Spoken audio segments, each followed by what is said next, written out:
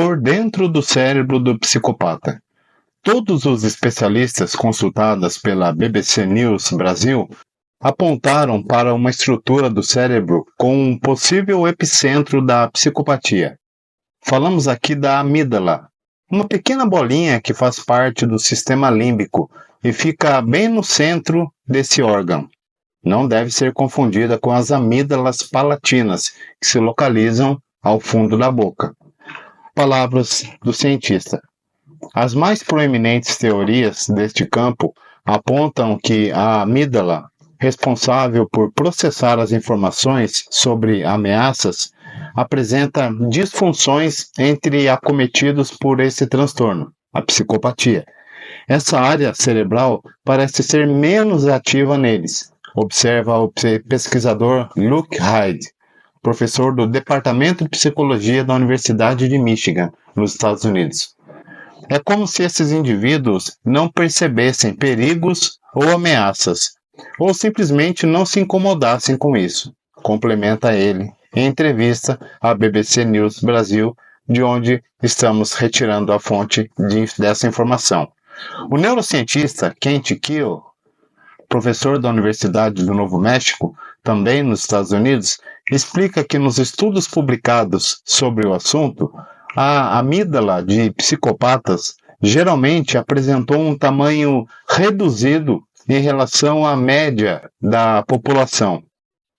Quanto mais traços psicopáticos uma pessoa possui, menor costuma ser a amígdala dele, detalha o neurocientista.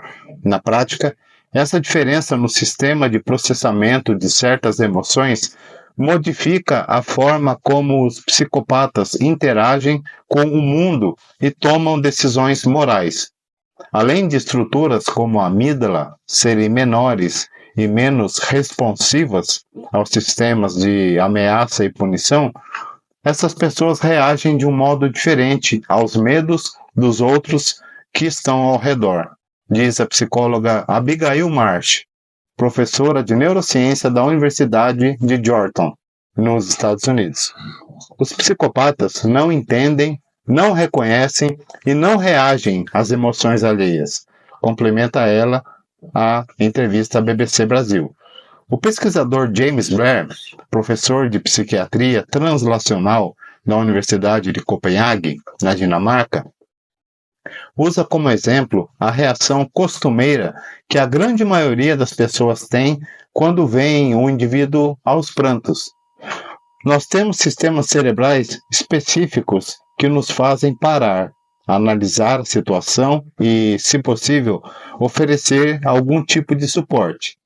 Caso o motivo do choro seja você mesmo, por causa de um comportamento agressivo, a tendência é nos acalmarmos para acolher esse sujeito, raciocina ele. Esse processo todo não acontece no cérebro de um psicopata, por conta das tais disfunções na amígdala e possivelmente em outras estruturas cerebrais, sobre as quais falaremos adiante. O paciente com esse transtorno não reconhece esse medo alheio e não modifica a sua ação. Os pesquisadores também citam uma segunda região da cabeça que parece ser diferente, que tem traços de psicopatia. É possível que o córtex orbitofrontal também tenha alguma importância nesse contexto, aponta Hyde. Esse pedaço do cérebro fica logo atrás dos olhos. Essa é uma área que faz o controle dos nossos impulsos, diz o especialista. Aliás, no caso do paciente, em uma outra história, citada no início da reportagem, uma das estruturas cerebrais afetadas pela barra de ferro que trespassou o seu crânio parece ter sido justamente afetado o córtex orbitofrontal dele. Após o acidente, o supervisor da construção da ferrovia teve aquela mudança de personalidade e se tornou mais imprevisível. Entre os indivíduos diagnosticados com psicopatia, a impulsividade costuma ser uma das características mais presentes, junto com a falta de empatia e um certo charme superficial. Essa tendência de agir de forma rápida e não planejada, portanto, poderia ser explicada por alguma disfunção no córtex orbitofrontal. Kiel acrescenta que os estudos feitos até agora não detectaram qualquer diferença em outras instâncias cerebrais de psicopatas. Não costumamos encontrar qualquer anormalidade no sistema visual, no córtex pré-frontal e nos setores responsáveis pelas memórias ou pela comunicação, informa ele. Pessoas com esse transtorno raramente apresentam qualquer déficit cognitivo, destaca o neurocientista. Em outras palavras, o indivíduo pode apresentar um certo perfil genético que predispõe à psicopatia.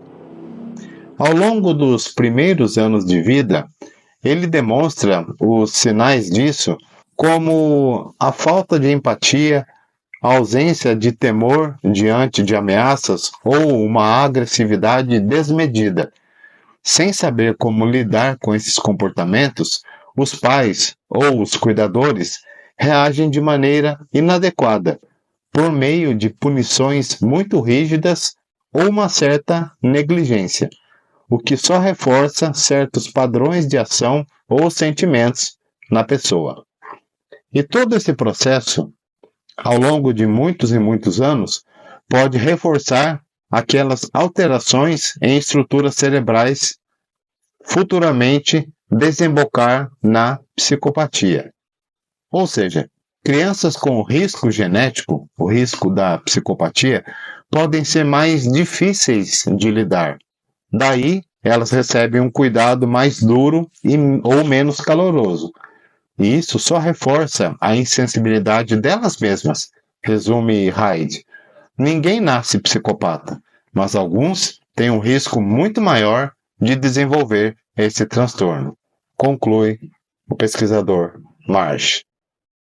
É isso aí, pessoal. Se você gostou desse vídeo, se você achou esse assunto bastante interessante, considere deixar o seu like aqui.